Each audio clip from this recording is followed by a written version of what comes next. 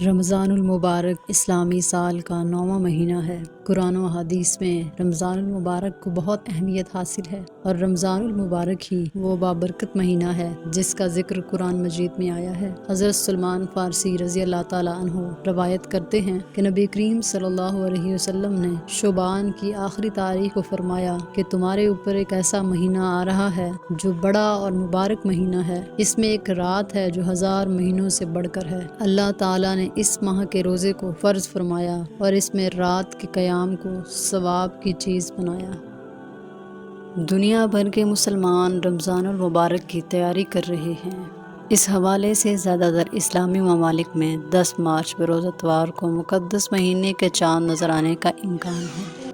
کراچی محکمہ موسمیات نے پیش گوئی کی ہے کہ پاکستان میں رمضان المبارک کا چاند 11 مارچ کو نظر آنے کا امکان ہے۔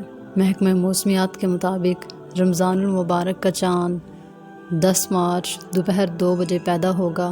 چاند کی عمر 11 مارچ کو 28 گھنٹے سے زائد ہوگی، اس لیے 11 مارچ کو رمضان کا چاند نظر آنے کے قوی امکانات ہیں۔ محکمہ موسمیات نے کہا ہے کہ 11 مارچ کو وسطی اور زیریں سندھ اور بلوچستان میں بھی مطلع صاف رہنے کا امکان ہے، اور اس کا مزید کہنا ہے کہ ملک کے بالائی علاقوں میں مغربی سسٹم اور مطلع ابر آلود ہونے کے سبب موسم چاند کی رویت کے لیے بہت زیادہ سازگار نہیں ہوگا۔